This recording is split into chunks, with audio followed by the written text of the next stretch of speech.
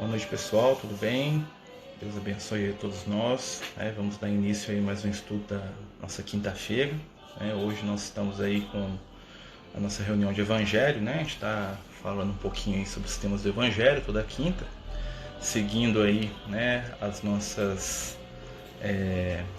nossos estudos, né, que a gente faria na Casa Espírita, mas que infelizmente, dado a condição aí do coronavírus, do isolamento, nós estamos fazendo via virtual. Nós sabemos que, apesar de distantes, né, os nossos corações aí estão unidos. E hoje, né, nessa quinta-feira, nosso objetivo é falar de Evangelho. Hoje o nosso estudo vai ser com o tema, né, do Evangelho. E hoje, né, conforme a gente colocou aí no recadinho, né, da live, nós vamos falar sobre aquele trecho do Evangelho onde Jesus fala, né, dar a César o que é de César e dar a Deus o que é de Deus. Então nós vamos entrar um pouquinho aí nessa questão, né, da política, um pouco sobre espiritualidade, né, e vamos tentar, né, entender, né, o posicionamento do Cristo diante, né, do jogo político da época em que ele vivia, né, que eu acho que é até muito interessante para a gente poder lidar, né, também com os nossos posicionamentos atuais, né, sendo que o Cristo é o nosso modelo e guia, né, sendo que o Cristo ele é acima de tudo para nós aí, né, um modelo a ser seguido, como os espíritos falam para Kardec, né, a gente vai tentar entender, né, o contexto desse fato, né, que está no Evangelho. Só para a gente poder entrar, né, um pouquinho, né, nessa situação, vamos lembrar o contexto político e histórico do povo de Israel naquela época, né? Então, Jesus ele está na cidade de Jerusalém e, né, um grupo religioso, os fariseus, né, e os doutores da lei, se aproximam de Jesus e perguntam para ele, né, se é lícito, ou seja, se é correto dar, né, pagar o tributo, ou seja, pagar o imposto a César, né? É lícito pagar o tributo a César? E quando eles fazem isso, né, eles colocam Jesus no meio da questão política da época. Por quê? Vamos entender. O Império Romano dominava o povo de Israel, né, assim como praticamente todo o planeta, né, todo mundo conhecido na época, resumia-se ali a parte da África, a Europa e uma parte do Oriente Médio, né, todos eles estavam debaixo ali do controle do Império Romano. E, né, existiam vantagens e desvantagens quanto a isso, né? A grande vantagem é que, sendo o Império Romano dominante, as guerras que eram muito comuns naquela região, eles viviam sempre em guerra com os vizinhos, foram obrigadas a parar, né? Porque o Império não se interessava por guerras tribais ali, por guerras entre vizinhos, porque o que o Império Romano queria era, né, um desenvolvimento econômico da região, um progresso, aquela coisa toda, porque eles queriam o máximo de lucro possível ali, né, dos povos que eles dominavam. Mas, né, em segundo lugar, né, o negativo da situação era que o povo de Israel, como a maioria dos povos, era um povo extremamente nacionalista e que não aceitava de forma alguma, né, ser gerido, ser controlado por um povo estrangeiro. Então essa condição gerava no povo de Israel, né, nas pessoas da época, uma revolta muito grande. Revolta essa que eles tinham que conter, né, dado a capacidade militar do Império Romano, que era esmagadora. Eles não tinham como, né, reagir ao Império Romano.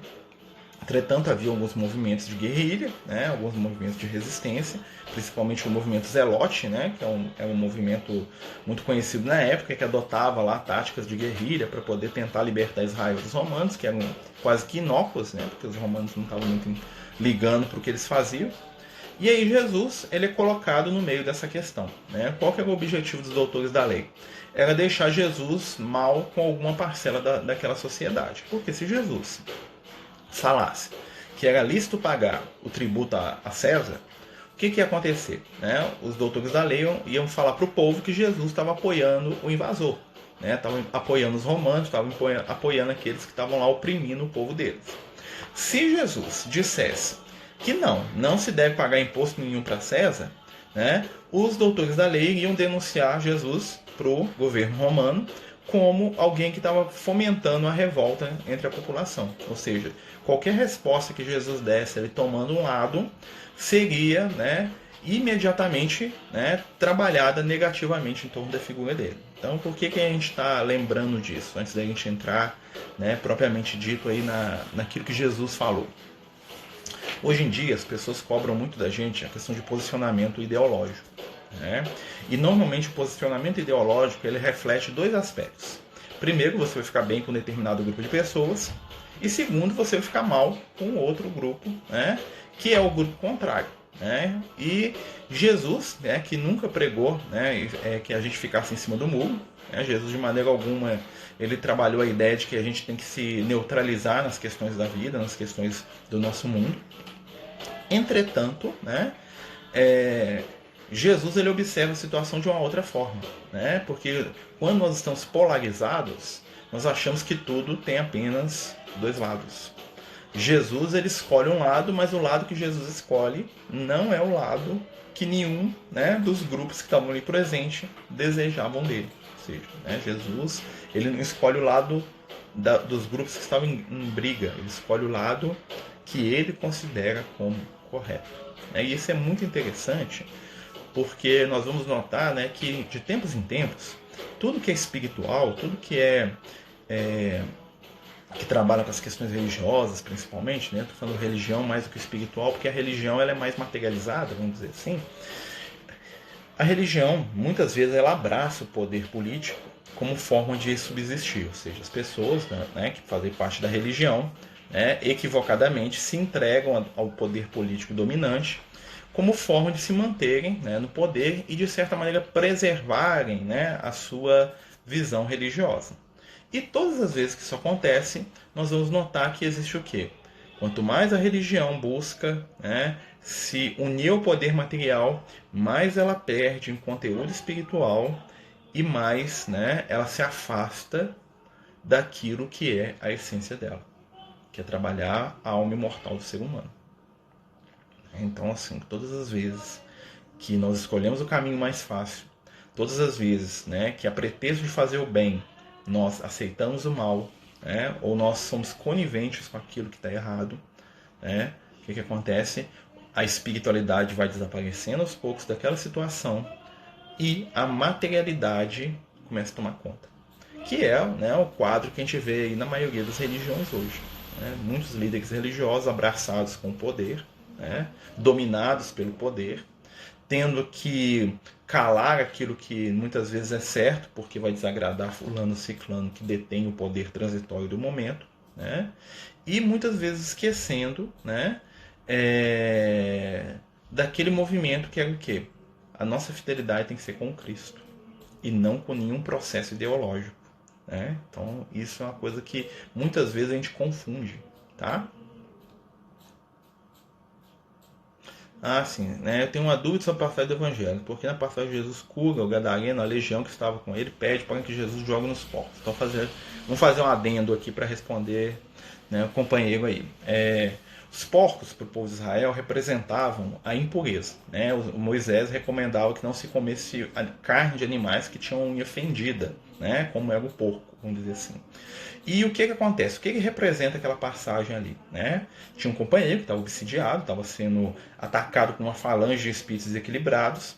E Jesus, conversando com esses espíritos, os espíritos pedem a Jesus que eles entrem nos porcos para poder entrar na água. Né? Os espíritos entram no porco, tá? Aquilo é uma metáfora, tá, gente? E os porcos pulam no mar, tá? O mar, no Evangelho, é a representação da vida material, tá certo? Então, aqueles espíritos, quando eles pedem para Jesus entrar nos porcos, né, eles pedem para Jesus para eles terem uma nova oportunidade reencarnatória. E Jesus permite que eles reencarnem, que eles renasçam num futuro próximo. E aí, né, o que acontece? Jesus conta essa metáfora que os espíritos entram nos porcos e os porcos pulam na água. Pular na água é um simbolismo para renascer, para reencarnar. Certo? Então, assim, não aconteceu o fato de um bando de porco pulando dentro do mar. Primeiro que onde Jesus estava não tinha mar, tá? É onde Jesus estava ali naquele momento, tinha o lago de Genezaré, né? E outra coisa, na época que Jesus estava lá, não era comum haverem grande quantidade de porcos, porque os judeus odiavam porcos, eles consideravam os porcos animais impuros, imundos. Né? A religião deles considerava, né, pelos os ensinamentos do Moisés, que os porcos não deveriam servir para nada. Tá? Então ali nós temos o que? Um simbolismo. Né? Então aqueles espíritos, eles conversam com Cristo e eles pedem a Jesus uma nova oportunidade de reencarnação. Aí Jesus permite que eles entrem nos porcos e que eles se joguem nas águas. Se jogar na água é renascer, é reencarnar. Tá certo? Ali que está o símbolo da história.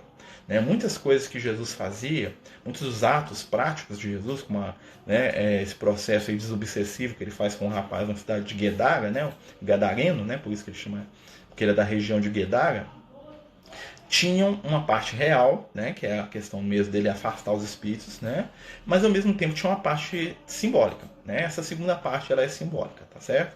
Então ali Jesus está permitindo, vocês vão ver que Jesus trata esses espíritos, né, ele vai lá, pergunta o nome deles, né, eles falam que eles não têm nome, que o nome deles é legião, ou seja, tem uma entidade que conversa com Jesus através do rapaz, um fenômeno mediúnico, né, e Jesus em nenhum momento ele agride esses espíritos sofredores, né, mesmo parecendo que eles são espíritos perversos, aquela coisa toda, Jesus se apieda deles e permite, né, que eles vão entrar novamente, né, nas encarnações, que eles tenham novas experiências, mesmo que sejam experiências aparentemente nos porcos, ou seja, aparentemente impuras, tá bom? Mas aí fechamos o parênteses e voltamos lá na questão lá da parábola, né, da conversa de Jesus com os doutores da lei. Todos os momentos, né, os doutores da lei, que eram muito inteligentes, eles eram uma espécie de advogados e religiosos e civis, né, porque os doutores da lei conheciam os meandros da lei de Moisés, era uma espécie de advogado. O Paulo de Tarso era um doutor da lei, né, o Gamaliel era um doutor da lei, né, eram pessoas que estudavam profundamente a lei de Moisés para poder saber os aspectos políticos e jurídicos dela. Tá? Eles dirimiam dúvidas, eles diziam o que era certo, o que era errado, né? Então eles eram focados nessa parte aí legislativa da lei de Moisés, eles sabiam interpretar a lei de Moisés, às vezes mais até que o sacerdote. Tá? O sacerdote ele conduzia os rituais religiosos, o doutor da lei interpretava, né, os ensinamentos e aquilo que era certo e errado de acordo com a lei de Moisés, ou seja, o Torá, né, os 10 mandamentos, né, e as tradições judaicas, né, que eram o Mishnah, o Talmud, né, que já existiam naquela época já. Aí o que acontece? Jesus se vê, né, entre dois grupos ali políticos. Primeiro os zelotes, né, que eram fervorosos nacionalistas, né, radicais a ponto de morrer pela causa de libertar Israel. E também ele via que existia uma parcela do povo de Israel que era beneficiada e que via benefícios no governo romano. Por quê? Né, como a gente falou, o povo de Israel é um povo extremamente belicoso, né, um povo extremamente agressivo e que tem uma dificuldade espiritual que vem de muito e muito tempo. O povo de Israel ele nunca conseguiu conviver. Né? A dificuldade espiritual do povo de Israel sempre foi convivência. Né? Vocês podem observar que a história espiritual de Israel sempre é ou eles são dominados ou eles dominam. Né? Então eles têm uma dificuldade muito grande de conviver com o diferente. Né? Isso aí não é uma crítica, é uma realidade. Né? Nós sabemos que espiritualmente estamos ligados com o povo de Israel. Né? E o que acontece? Os romanos obrigaram, né, a força da lei, né, a força das armas, que Israel convivesse com os vizinhos dele. Né? Então os israelitas não podiam mais exterminar os samaritanos, não podiam mais exterminar aqueles povos vizinhos, e vice-versa também, né? Porque os povos vizinhos também não iam muito com a cara deles. Os romanos falaram, não vai ter guerra, se tiver guerra eu mato todo mundo. Né? Então eles forçaram a paz ali. E os comerciantes, os cobradores de impostos, as pessoas que mexiam economicamente, vamos dizer assim, né? Por mais que fossem umas coisas meio ilícitas, né? Tiveram, né, um momento ali de muito crescimento econômico com isso, né? Por causa da questão lá do Império Romano, né? A paz romana dominou o mundo, né? Muito famoso esse termo, os professores de história aí, né? A Pax Romana, né? Que era a paz forçada que o Império colocou no mundo. Mando aqui eu.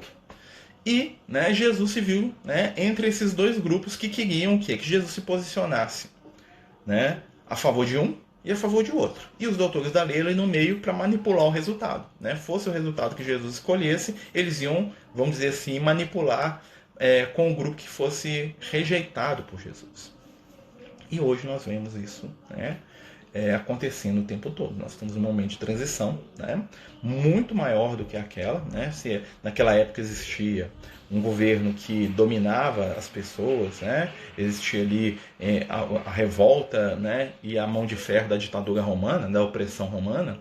Hoje, né, nós estamos encarnados e nós estamos aqui em plenas disputas, né, mentais, né, emocionais e espirituais em torno de conceitos políticos. Né? Então, assim, a política é a arte, né, de se lidar com as situações da vida. E nós, né, dado a nossa infantilidade espiritual, né, teimamos em utilizar, né, para poder apenas manifestar, né, os nossos comportamentos desregrados, a nossa vontade de dominar o outro, a nossa vontade de quebrar a vontade do outro e provar que ele está errado porque eu estou certo. né? Naquela época já era assim. E aí nós vamos ver a resposta de Jesus. Né? Gente, pode perguntar, tá?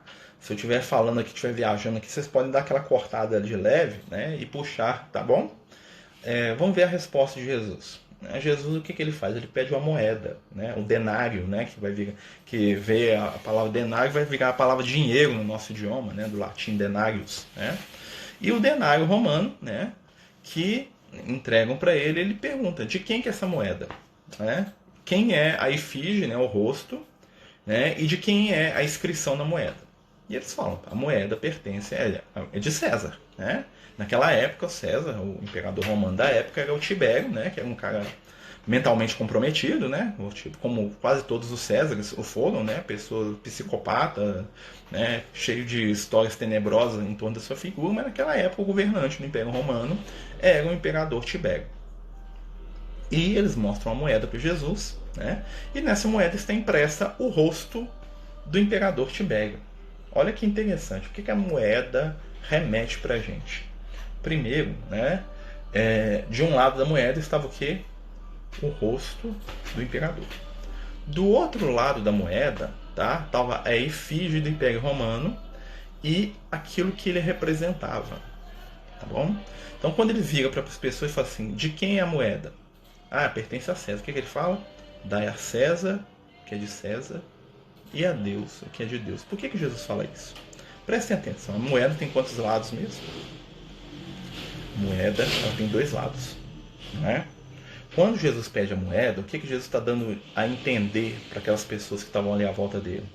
Que os dois lados refletiam a mesma coisa.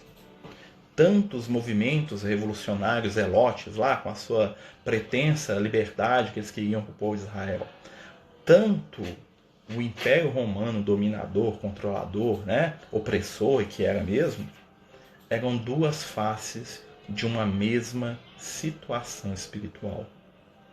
Eles se alimentavam entre si. Por quê? Porque eles estavam na vibração e na mesma sintonia, uma moeda de dupla face. Não importava o lado que ele escolhesse, quem ia ganhar era quem? César. Por quê? Porque a moeda pertencia a César. E o que César representava? César era o poder transitório, feito para acabar. Né? César era a representação da ilusão da matéria. Ou seja, tanto os hebreus que defendiam a revolução, quanto os que defendiam a submissão ao Império Romano, eram retratos da mesma ideia. E é uma ideia de limitação e uma situação espiritualmente, aos olhos do Cristo, passageira. Quando Jesus fala que se dê a César o que é de César, o que o Cristo está dizendo para a gente? Que os fenômenos sociais e políticos, os seus lados, esquerda, direita, cima e baixo, verde, amarelo, vermelho e azul, tá? São reflexos de comportamentos do ser humano que vêm e que vão. E que a eles pertence, né, o próprio jogo das suas movimentações. Né? O fluxo das escolhas políticas, ele vai e volta. Nós podemos ver isso hoje. Né? A humanidade ela vai para a direita, depois vai para a esquerda, depois vai para cima, para baixo, para um lado, para o outro.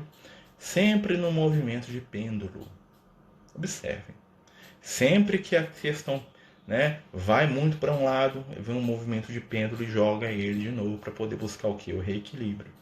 Mas todas as situações políticas são transitórias. Elas impactam na nossa vida até determinado ponto. Entretanto, né, o que impacta mais? São as questões do espírito imortal, para as quais nós, neste momento, muitas vezes estamos adormecidos. Então, por que a gente está falando isso hoje? Porque naquela época Jesus já avisou os seus discípulos para eles ficarem longe do fermento dos fariseus. Quando Jesus falava isso, ele estava falando das disputas políticas e ideológicas, né, que depois que Jesus desencarnou entraram dentro da casa do caminho. Né? Você vai ver lá no livro Paulo Estevão, você vai ver lá na epístola de Paulo aos Gálatas, no Atos dos Apóstolos, né? Que existiam disputas ideológicas e políticas entre os discípulos de Jesus, né? E que muitas vezes essas disputas os afastavam daquilo que era o que é o mais importante: prática da caridade, trabalho no bem, ação transformadora, compreensão, renovação, mudança, entendimento. Então, quando Jesus responde essa questão, né, para os companheiros que estavam ali com ele, o que Jesus está falando? Olha, o que é de César, e as questões da matéria, né, as tricas, como eu dito na época, ou seja, as disputas políticas e ideológicas vão continuar existindo. Mas isso tudo vai passar. Né? Não é o objetivo do Cristo tomar lado de algo que é transitório, e sim porque Jesus veio à Terra para trazer uma informação que é eterna. E o que é a informação eterna que Jesus veio trazer? Que acima das posturas e das escolhas políticas existe uma lei suprema, que é a lei do amor. Né? O Império Romano dominou o mundo, oprimiu os judeus, né? Destruiu Israel, chegou, né, no ano 70, o Império Romano destruiu totalmente Israel. Né? Matou 80% da população de Israel e dividiu o resto do mundo naquele fenômeno chamado diáspora, você separou os judeus no mundo. Né? Eles só voltaram para lá agora na década de 60 e 50, depois da Segunda Guerra Mundial. Né? Mas o Império Romano virou poeira. Né? De Roma hoje só existem as tradições, as lembranças positivas, como a questão da família, da sociedade, né? Do direito romano, e as tristes, né? A ilusão, o descaso, a violência. Hoje Roma é matéria para arqueólogo, para historiador. E o que nós defendemos hoje como certo e como errado? Né? Daqui a pouco vai ser matéria para historiadores também. Eles vão se debruçar sobre as nossas escolhas que nós achamos tão importantes e tão fundamentais para a nossa caminhada evolutiva aqui hoje na Terra, e vão dizer, olha, foi para lá, foi para cá, deixou. Né? Então nós estamos... qual que é o nosso foco atual? O Cristo. Acendendo no nosso coração a esperança. Aí vem a espiritualidade. Os espíritos superiores, por que eles não tomam posição política? Porque a política é transitória. E o objetivo deles é lidar com situações que são eternas. Né? Então, muitas coisas, né, nós devemos fazer as nossas escolhas enquanto encarnados, mas nós não devemos submeter essas situações a conceitos espirituais, porque os conceitos espirituais estão muito acima disso. Jesus não vai escolher lado, porque Jesus amava tanto os romanos quanto os hebreus. Jesus não pertence a determinada seita, determinada visão, determinada crença. Jesus é universal. E nós temos dificuldade de entender isso, e nós tentamos puxar o tempo todo Jesus para os nossos objetivos mesquinhos. Então a gente está puxando aí, né? Às vezes fica meio pesado o estudo, né, gente? Normalmente eu noto que o estudo fica meio pesado quando vai diminuindo a pessoa que está assistindo, tá? Né? Mas são temas que são interessantes da gente pensar. Então Jesus, ele nunca foi apático, somente ele escolheu um lado. Qual que era o lado dele? O lado do amor. Enquanto os outros tinham que debater se os romanos eram invasores, se eles tinham que ser exterminados, ou se os judeus eram revoltosos e estavam lá provocando a ira dos romanos, né? Jesus simplesmente fazia o quê? Atendia o romano, atendia o judeu e fazia, né, vamos dizer assim, as metas que ele traçou, que eram diferentes das metas de um lado e do outro. De certa forma, sim, também, né? Dar a César o que é de César e você saber, né? Isso é uma visão, né? Real também, né? O que acontece, né, minha amiga? Só pra gente... O Evangelho, ele tem uma coisa que é muito interessante. O Evangelho, ele tem percepção... níveis de profundidade de percepção. Então, todas as vezes que a gente lê o Evangelho, a gente vai perceber nuances e situações que vão abrir a nossa mente para outras percepções daquele assunto. O que você está falando não está errado, não. Né? Dar a César o que é de César e saber dividir entre a matéria e o espírito. Né? Isso é a visão básica da coisa, é essa também. Né? Então, a gente saber o que é de Deus, o que é da espiritualidade. Infelizmente, né, nós misturamos as questões do espírito com as questões da matéria. E muitas vezes nós fazemos uma subversão de valores, uma coisa que os amigos espirituais falam muito pra gente, né? Que nós vivemos como se a matéria fosse eterna e a espiritualidade transitória.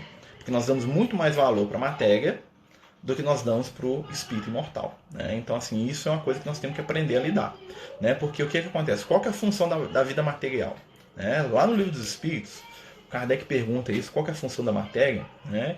E os espíritos falam para ele assim, a matéria é o laço que permite aos espíritos se manifestarem, né?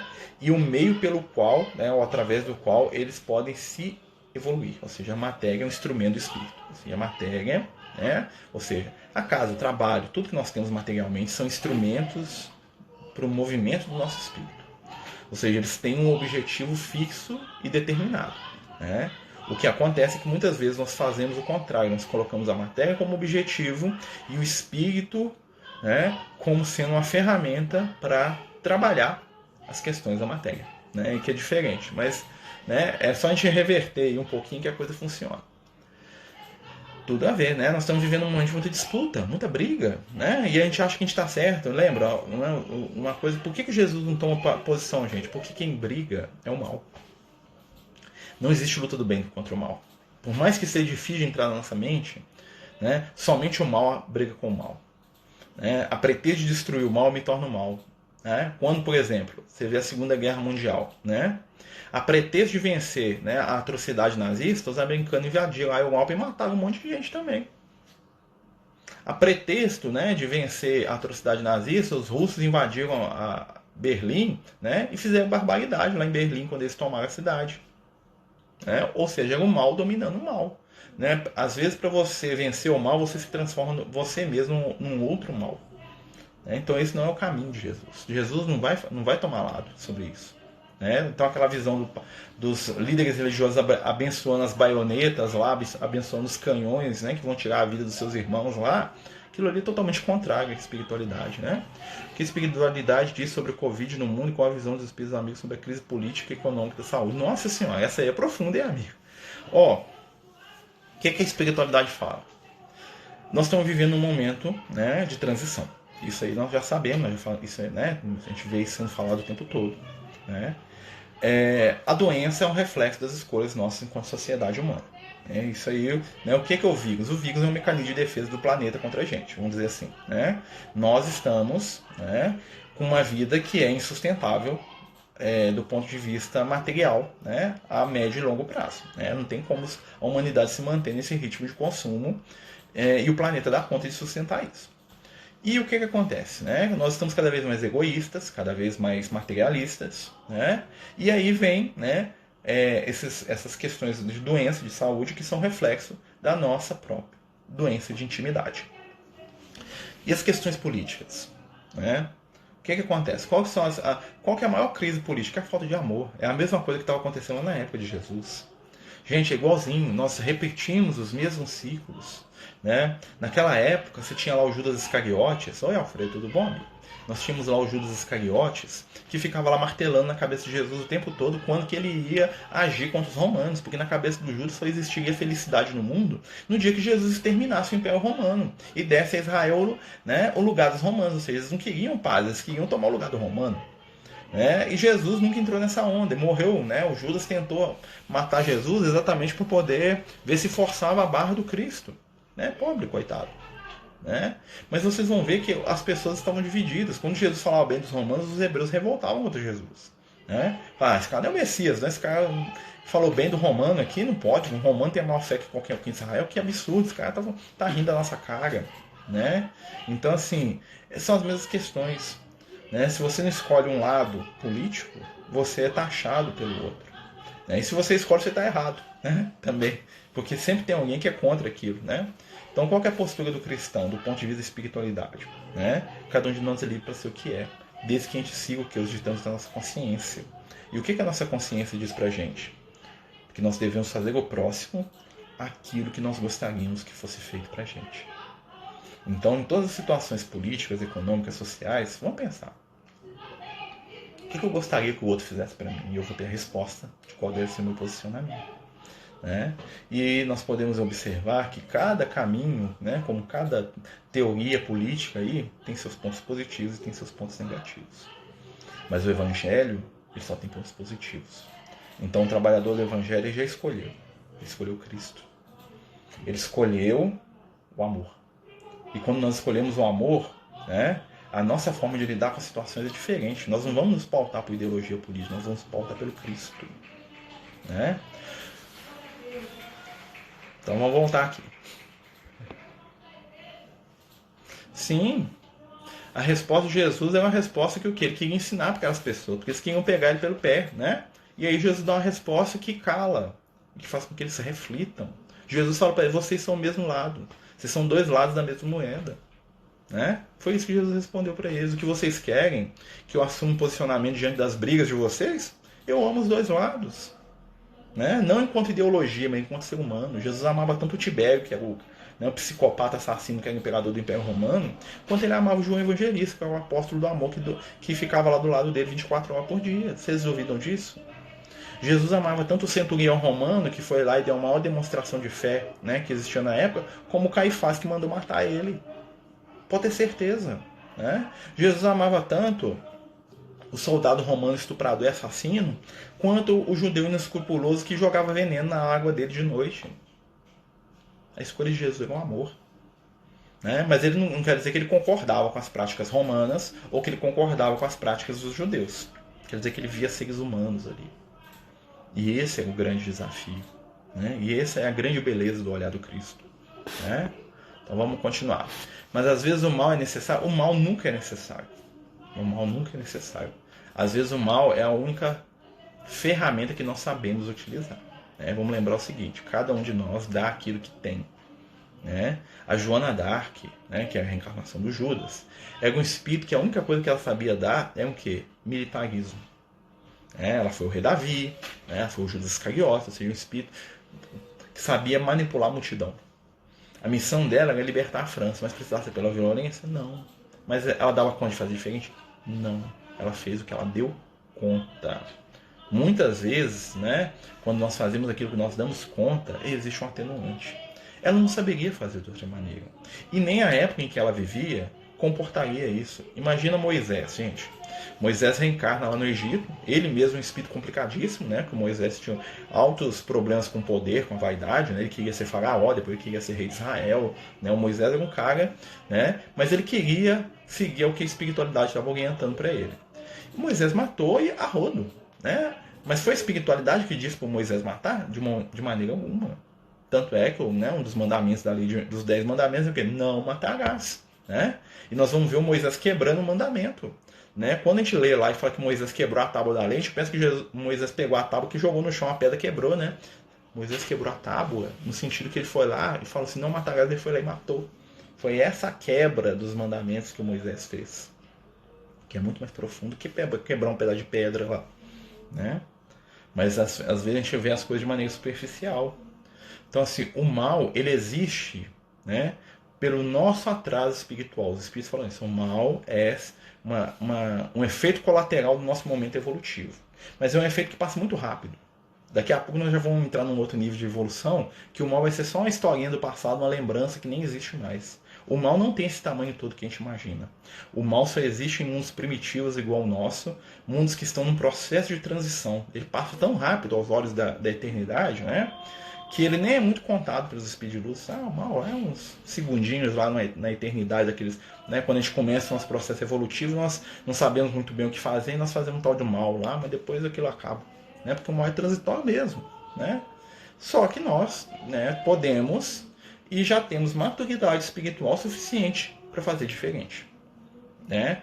Mas aí você pensa, né, qual que foi a vida, você pensa assim, mas qual que era o conhecimento da Joana d'Arc? É uma menina que foi criada analfabeta, né? Ela era analfabeta, dentro de um contexto religioso fanatizado, né? Porque a igreja na época dela era uma coisa fanatizada, né?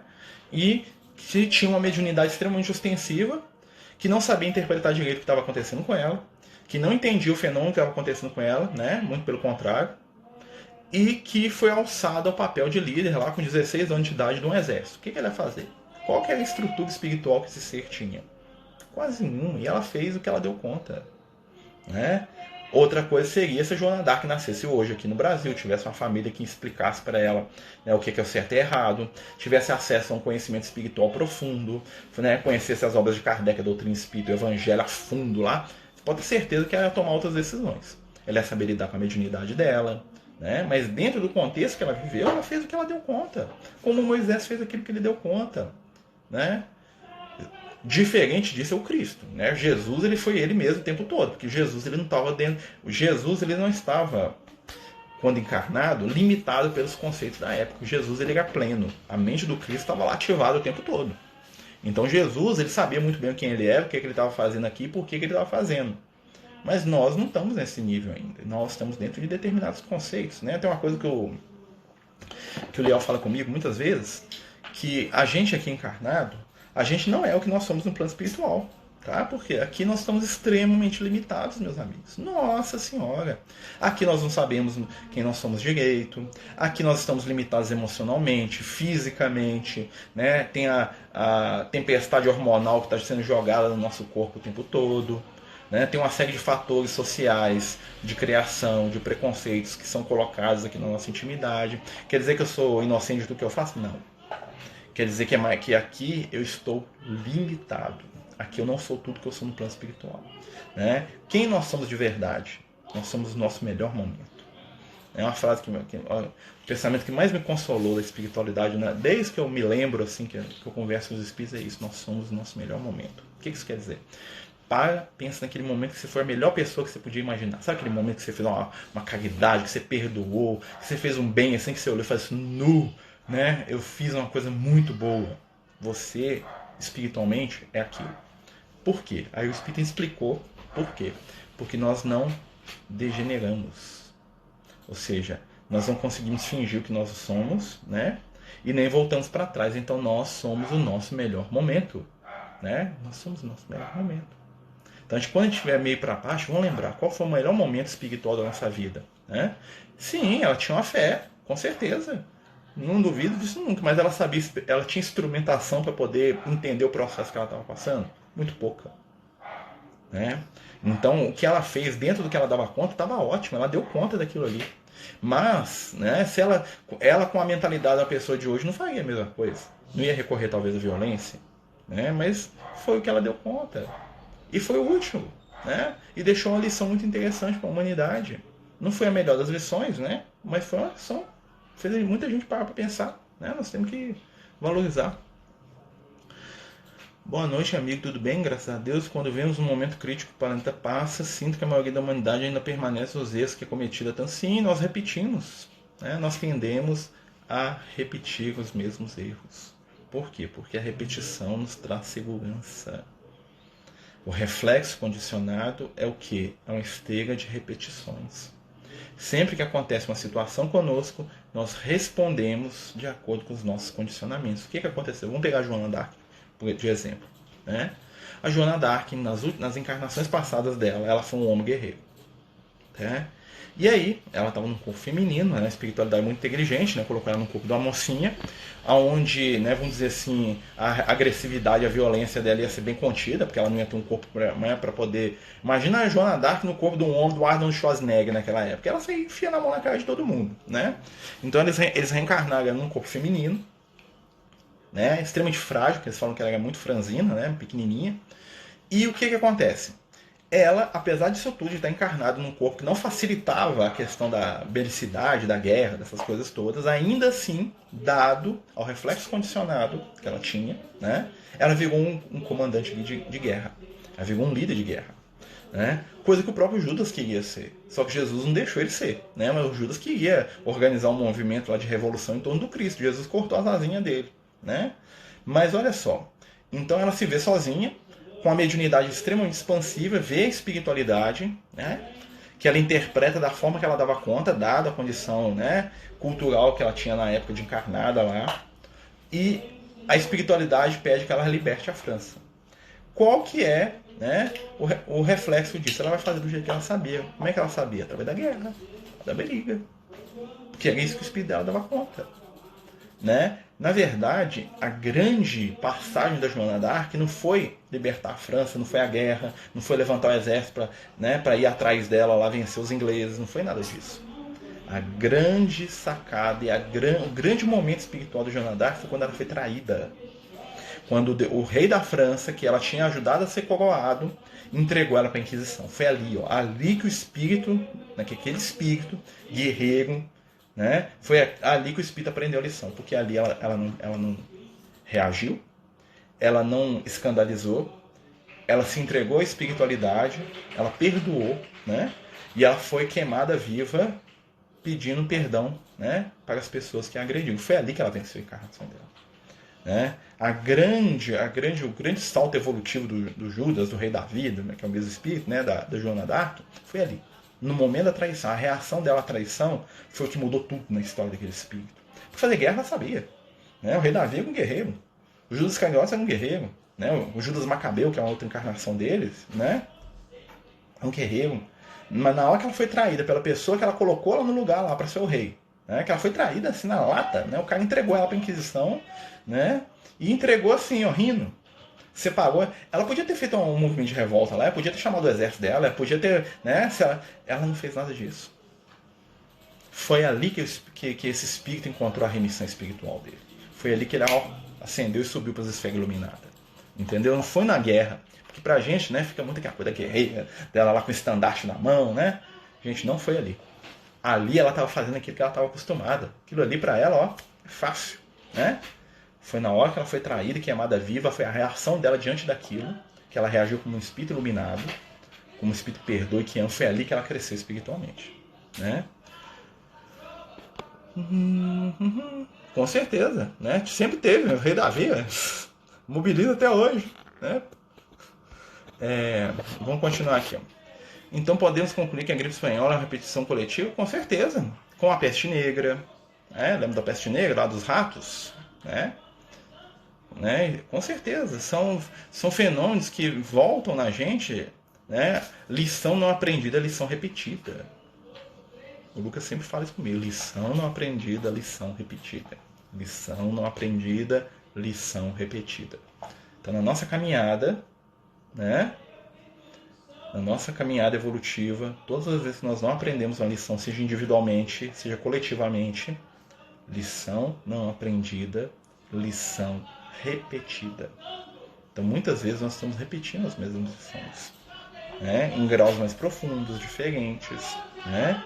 Claro que nós temos que ter a tranquilidade espiritual de saber, né, que se nós, né, mantivermos a nossa consciência tranquila do dever cumprido, nós vamos conseguir passar. Sim, o povo amava, né? Com certeza. E ela não usou isso para o mal. Ela não manipulou, ela desencarnou leve. Né? Fantástico, né? Com certeza, isso aí é famoso, né? Teve uma mendiga que abraçou com o coração dela, né? Tem umas histórias fantásticas da Joana d'Arc, né? Ali ele cresceu, né? A Joana d'Arc é um espírito admirável, né? Foi ali que esse espírito se redimiu. Esse espírito está lá nas esferas superiores, nós estamos aqui, ó. Ela está lá, iluminada lá, mais que nós todos juntos, né? Graças a Deus, né? Espero que esteja lá bem, né? E ore por nós aqui na guerra, nesses momentos que nós estamos vivendo aqui, repetir até acertar, repetir até aprender, né? Porque o objetivo da prova não é punição, o objetivo da prova é aprendizado. E quando nós aprendemos, nós crescemos, né? Então as provas são construídas pelas nossas próprias escolhas aqui, enquanto caminhantes aí, né? Sim, interessante, né? Muito interessante, né? Claro que o pessoal que lê fala, é lenda, né? Que ela tá falando aqui que consta no livro de história, né? O fato da Joana d'Arc ter...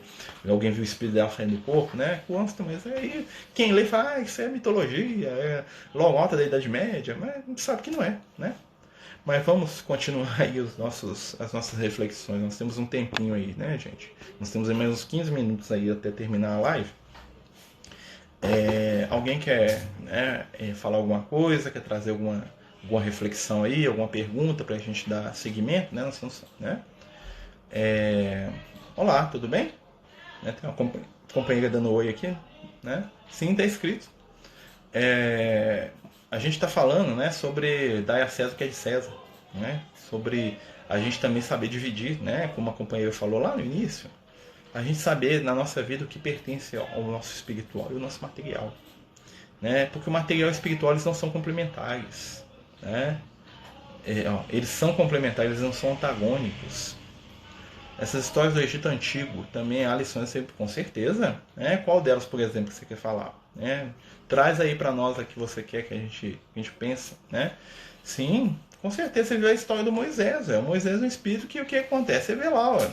Né? O Moisés ele está preso ali a uma repetição constante, né? Ele vai, né? E ele reencarna várias vezes ali, quando ele era o José do Egito, depois ele volta como Moisés, né? Quando encarnará no planeta um espírito nível da categoria... Ah, eu acho que tem um monte encarnado. Pode ter certeza. Tem vários, muitos. Né? Agora eu estava brincando com o pessoal. A maioria dos espíritos de luz, gente, eles passam despercebidos. Né? A maioria dos espíritos de luz passam despercebidos. Tá? Não, missão espiritual nem sempre está ligado com fama. Ou seja, muitos espíritos, né, vão fazer a missão espiritual deles sem serem famosos. Tá? Nem todos os espíritos iluminados precisam de ser famosos ou ficar na história para poder realizar as missões deles, não. Tá? Existem espíritos iluminados aí do nível do Chico aos montes, né? Só que eles são o quê? Quietinhos, estão fazendo o trabalho deles lá, caladinho, né? Nem todas as grandes missões são missões que aparecem, que impactam, né, visivelmente. Existem missões que impactam e a gente não percebe, a gente não enxerga, né? A Cleópatra já é um espírito complicado, né? Ela é a esposa do Júlio, amante, esposa, companheira, amiga do Júlio César, do Marco Antônio, né? Tem até uma obra do Shakespeare sobre isso, né? Ela era de origem grega, não sei se vocês sabem, né? Ela era da dinastia dos Ptolomeus, né? O Ptolomeu era um general do Alexandre o Grande, que quando o Alexandre o Grande morreu, né, os generais dele dividiram o mundo e o Ptolomeu, que era um general, pegou o Egito e falou: agora eu sou o faraó, né? Na verdade, o Ptolomeu era grego. E a Cleópatra, ela era descendente desse imperador, né, desse Ptolomeu, que era grego. Então, assim, a Cleópatra, ela é a reencarnação da Nefertiti, de outros personagens lá do Egito Antigo, né? E a Cleópatra é muito interessante porque ela queria reviver, né, aquela tradição do Egito Antigo. Né? Na época dela, o Egito já não era aquele Egito das pirâmides, aquela coisa toda, já, mas ela tinha uma ânsia de reviver aquilo muito grande, né? E ela é um espírito muito perspicaz, né? Tanto é que ela manipulou o Júlio César, manipulou o Marco Antônio, né? Ela acabou sendo morta lá pelo imperador Augusto, né? Na verdade, dizem que ela suicidou, mas o pessoal fala que suicidaram ela, aquela coisa toda, né? Mas é um dos espíritos muito interessantes aí da história, espiritualmente falando aí, aprontou muitas, tá? Mas hoje a gente não sabe muito bem onde que ela está aí, né? Mas nós sabemos que é um espírito que está ali ligado com o povo da Grécia, do Egito, ó, há muito tempo, mas muito tempo mesmo, né? E assim, ela tinha algumas questões muito interessantes, né? Dimas, Dimas, né, o bom ladrão, né, que você está falando, né? Tem lá o Dimas e o Gistas, né, que são os nomes que a Igreja Católica deu para eles. Né? Na verdade, a gente não sabe o nome, né? Isso aí, os nomes Dimas e Gistas é o bom e o mau ladrão, né? O Dimas é o bom e o Gistas é o mau, né? Vão entender mau ladrão como aquele que brigou com Jesus, né? Ficou lá, desce da cruz, salva a gente. O outro, né? O outro foi humilde, né? É interessante que esse companheiro Jesus fala para ele: hoje mesmo estarás comigo no paraíso. Mas o que é o paraíso? Né? Mas ali, Jesus, o que Jesus estava dizendo para ele? Jesus ia levar para os planos iluminados? Claro que não, ele é um espírito ainda primitivo. Né? Mas o que acontece? Com certeza, quando ele desencarnou, Jesus estava lá esperando. Você imagina, gente, você chegar na colônia espiritual com Jesus? É para pensar nisso? Você chega na colônia assim: esse que eu trouxe ele aqui, ó. Esse que meu amigo, cuida dele aí. Jesus te trouxe colônia espiritual. Você imagina um trem desse? Né? Jesus levou ele para a colônia lá mais próxima lá né, do plano físico lá que tinha na região, né, e realmente é Jesus, né, porque ele saiu da sintonia da violência, porque tanto o Dimas quanto... Qual que é a história desses companheiros? Eles foram presos junto com Barrabás, né? Barrabás, para quem não sabe, também se chamava Jesus, né, Yoshua, né, que era o nome, né, Yoshua Barrabás, ou seja, Yoshua, filho sem pai. Bar quer dizer filho, Rabá quer dizer sem pai, filho que não tem pai, ou seja, ele era um espírito... ele era o líder dos Zelotes, né? E os dois eram dois que trabalhavam, que eram seguidores lá do movimento revolucionário, né? Então o que aconteceu? O rapazinho, que era mais novo, segundo consta, o Dimas não tinha mais de 12 anos de idade, né? Ele foi crucificado, ele não tinha nem 12 anos de idade, tá? Era uma criança praticamente, né? Ele, né, saiu daquela onda de vingança, de ódio contra os romanos e entrou na onda do Cristo. Por isso que Jesus falou: hoje você vai estar comigo, né? Porque você já está na minha energia. O outro ficou lá, né, xingando, impropério, brigando, gritando, né, ódio contra os romanos, desencarnou e virou obsessor lá dos caras que mataram eles, os romanos, né? O outro saiu da onda, né? Mas é interessante, né? O Egito, a nossa história espiritual está muito ligada ao Egito, né? A nossa história espiritual está ligada com os povos do Egito. O João Evangelista era um espírito que era o guia espiritual do Egito. Maria e João eram os guias espirituais do Egito. Né? A Cleópatra é um espírito extremamente interessante. A história dela é muito interessante, claro, né? Tem ali os erros que ela teve, que ela, né, como é um espírito como todos nós, né? Mas assim, se você analisar a história espiritual dela, ela era um dos últimos espíritos ligados àquelas falanges do Egito original, né? Ela era um espírito que ela queria reviver a glória do Egito, né? Só que na época dela já tinha passado muito tempo, o Egito já era, né, já era uma apêndice do Império Romano, o Egito dos faraós já tinha morrido há séculos quando a Cleópatra nasceu, né? E aí ela caiu na ilusão de querer fazer uma revolução no Egito, de ser a rainha do Egito. O Júlio César deixou ela ser rainha do Egito, né? Tipo assim, você vai ser rainha do Egito, enquanto o Egito me obedecer, você é rainha, você vai ser quem quiser, né? Mas aí a Cleópatra entrou nessa onda, tanto é que ela fez uma guerra, o Marco Antônio entrou na onda junto com ela lá, e morreu os dois lá, né? O Augusto, para consolidar o poder dele, ele massacrou os dois lá e tomou o Egito, acabou com a dinastia dos Ptolomeus e tudo mais lá, que era o último resquício, né? Com certeza, né? Imagino que ela esteja bem, né? A construção dos gigantes é legal demais. Todos nós somos capelinos? Não, a maioria não. A maioria de nós não, a maioria de nós é daqui da Terra mesmo. Os capelinos aí vão botar aí que são 10% da humanidade hoje, se for. Se for, tá? Eu acho que até menos, né?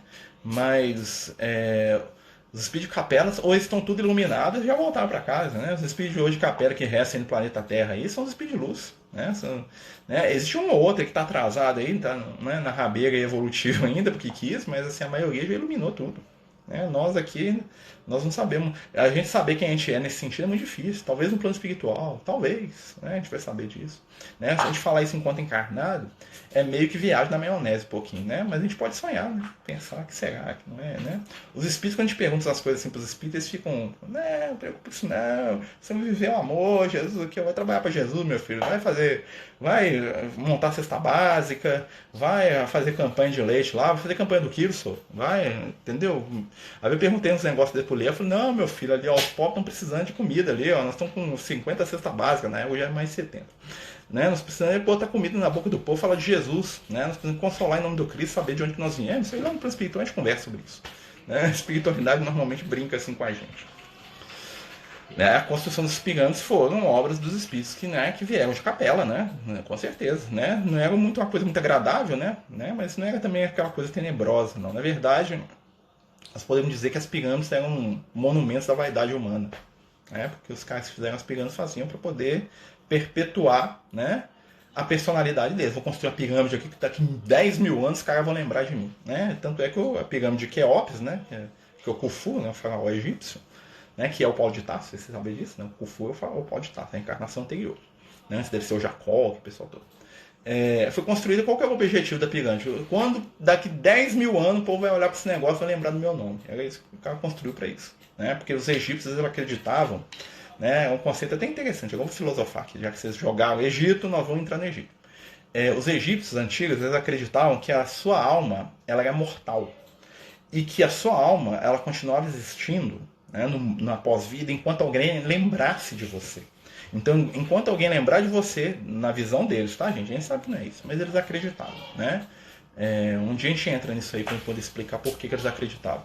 Então eles acreditavam que eles tinham que fazer muitos monumentos e muitas obras para ficar o nome deles na história, porque enquanto alguém lembrasse daquilo, o espírito deles continuaria imortal. Se eles fossem esquecidos, o espírito desaparecia. Tanto é que das punições mais horríveis, né, do Egito era apagar a pessoa da história. Né, que foi o que eles fizeram com o José. Não sei se vocês sabem disso. O José, né, do Egito, quando ele desencarnou, quando ele morreu, ele era tão odiado pelo povo egípcio que o faraó que assumiu depois dele mandou apagar o nome dele de tudo que tinha, todas as estruturas do Egito. Porque eles queriam matar a alma dele. Né? Porque se apagasse o nome da pessoa, né, matava a alma imortal dela. Né? Então o José... por isso que hoje, quando o pessoal, os historiadores do Egito Antigo, não tem referência histórica nenhuma do José. A única referência que o José passou no Egito tá na Bíblia. Se você pegar documentos do Antigo Egito, ninguém fala do José. Por quê? Porque ele passou por esse processo. Quando ele morreu, ele deixou o povo do Egito tão traumatizado que eles apagaram tudo que tinha deles. Eles queriam matar a alma do cara. Tipo assim, vão sumir com esse cara para sempre. Né? Eles fizeram isso com ele. E era muito comum eles fazerem isso com pessoas que eram odiadas. E aí o que acontecia? O faraó, que era muito rico, né, muito poderoso, o que ele fazia? A primeira coisa que ele fazia, quando ele ganhava, quando ele se tornava faraó, era começar a construir as obras dele. Né? Aí já vista lá o Ramsés, né, o próprio Khufu, né, o Khafre, o Miquerinos, aquele pessoal todo lá, né, os outros faraós lá que ficaram famosos aí na história, né, porque se mantinham. Né? Se der tempo, mostra o gatinho quando tiver encerrado. Ó, tem dois, né? Deixa eu ver. Ela aqui, ó. Tá aqui, ó. Vou mostrar. Ai, ai. O gatinho tá aqui na cama, ela aqui. Ela fica aqui me vigiando. Olha, miau. Olha lá a cara dela pra mim ali, ó. Deixa ela aqui, ó. Né? Ah, o Banguela é o nome. Não, o Banguela é o preto. Essa aqui é a Miau. Né? A Miau é a vovó. Eu tenho dois. O Banguela, ele é cinza. O Banguela é o bagunceiro, fica pulando na hora da live. Essa aqui é a Miauzinha. A Miauzinha, né? É nossa amiga aqui. Né? É, também do Egito, né? Essa aqui é a minha deusa Bastia, né? Na verdade, o nome dela é Artemis, tá? Porque eu tinha uma gatinha que chamava Isis, mas a Isis sumiu, aí eu ganhei. Aí veio a Artemis, né? Artemis que é a deusa grega da caça, né? Mas eu podia se chamar Bast também, né? Porque... Ou então Sekhmet, né? Sekhmet é muito bravo. Sekhmet eu não gosto, não. Tá bom? Banguela tem fã-clube? Banguela tá aí, ó. Tá lá fora. Né? O Banguela é mais serelepe, né? Dá tchauzinho. E tem o Goku, que é o cachorro também, que tá lá fora, coitado. O Goku, ele não entra em casa, coitado. O Goku. E também ela dá na cara dele, porque ela é uma gatinha muito, né? Ela ainda não sabe a caridade de conviver, né? Então ela não dá muito certo com outro gato, né? Ele é doido pra brincar com ela, ele é doido pra interagir com ela, ela só... Olha lá, agora você tá me mordendo lá. Não pode morder o seu amigo. Vai lá, vai. Gente, né? Tirando as brincadeiras aí, a gente agradece, né? Pedimos a Jesus aí para abençoar todos nós, né? Sabendo que isso tudo está terminando, né? O nosso objetivo aqui não é ser rígido com os temas, né? Então a gente vai aparecendo as coisas, a gente vai mudando mesmo. Acho que dá uma dinâmica diferente, né? Minha vovozinha, né? 12 anos de idade, né? Os dentinhos caindo, tá velhinha, né? Então, assim, nosso objetivo é mesmo conversar sobre essas questões de espiritualidade, né? Não é seguir ali muito ali uma coisa fechada, né? Então a gente agradece a todos vocês aí que estão nos ajudando, né? Agradecemos aí de coração os companheiros, os amigos. Pedimos a Jesus que abençoe a todos vocês, que possam nos iluminar nesse momento de prova que a gente está passando, né? Lembrando que no domingo nós temos nosso estudo do Apocalipse, né? Nós vamos estudar o capítulo 5 do Apocalipse, né? E pedimos a Jesus aí que mais uma vez, né, nos permita aí caminhar, aprender, sobretudo a amar. Né? Vamos lembrar que cada um de nós pode ser um instrumento da luz, onde vocês estiverem, vocês podem ajudar alguém. Né? Um pedaço de pão, um copo d'água, né, um sorriso, né? 5 minutos do tempo são os maiores presentes que a gente pode ofertar a alguém. Vamos fazer o bem para as pessoas, né? Vamos fugir das disputas, né? Lembrar, né, que do lado da moeda de César, os dois lados representam muitas vezes as mesmas coisas. Valorizar o bem, né? Respeitar as escolhas de cada um e seguir com Cristo. Muito obrigado, meus amigos. A gente vai deixar a live aí no IGTV, né? E se der, mais pra frente eu coloco no YouTube também. Tá bom? Muita paz, muita luz. Que Jesus nos abençoe e nos ilumine hoje e sempre.